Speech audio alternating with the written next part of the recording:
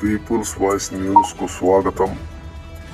ప్రకాశం జిల్లా అద్దంకిలోని ఓ ప్రైవేటు కళాశాలలో డైరెక్టర్గా పనిచేస్తున్న రామానాయుడు తనను మోసం చేశాడని, జిల్లా పోలీసు అధికారులు తనకు న్యాయం చేయాలని నాదెండ్ల మండలం కిర్లపాడుకు చెందిన మంజు భార్గవి ఆవేదన వ్యక్తం చేసింది.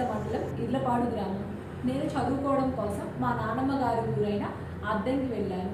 అక్కడ నాకు చాలా దగ్గర బంధువు అయిన రామానాయుడు నా వెంటపడి నన్ను ప్రేమిస్తున్నానని చెప్పి పదే పదే చాలాసార్లు నా వెంటబడి నన్ను ప్రేమిస్తున్నాను అని చెప్పి నన్ను బలవంతంగా లొంగ తీసుకున్నాడు. ఆ క్రమంలో నేను ప్రెగ్నెన్సీ అయ్యాను.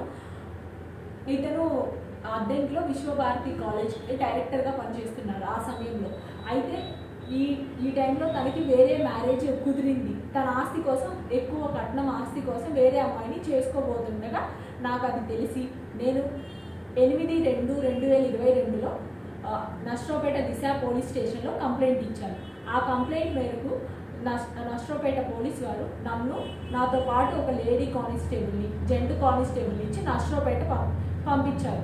ఆ తర్వాత మళ్ళీ నాకు ఇంకొక రోజు టైం ఇచ్చారు. మళ్ళీ 9వ తారీఖు మా అత్తయ్య అయినా, మా అమ్మమ్మ అత్తయ్య అయినా సోడిశెట్టి వెంకట సుబ్బమ్మ, మేకల నరేంద్ర, ధర్మవరపు దుర్గాప్రసాద్ మరియు చాలామంది పెద్దవాళ్ళు, ఒక 100 మంది పైగా ఉన్నారు. అందరు వచ్చి నన్ను, అటు కూడా ఆడపిల్ల ఉంది, నువ్వు ఒక ఆడపిల్లవి, అమ్మాయి సూసైడ్ చేసుకుంటాను అంటుంది, కాబట్టి నువ్వు చిన్న మావయ్యని చేసుకో, తను పెద్ద మావయ్యని చేసుకుంటుంది అని అందరూ బలవంతంగా ఒప్పించారు. అయినా నేను ఒప్పుకోలేదు. చాలా చాలా బలవంతంగా ఒప్పించారు. అలా ఆ టైంలో 19/2/2022లో నాకు మల్లవరం డ్యామ్లో పెళ్లి జరిగింది. మా చిన్న మావయ్య అయిన సోడిశెట్టి కామేశ్వరరావుతో పెళ్లి జరిగినాక 3 రోజులు మేము మా ఇంట్లో ఉన్నాం.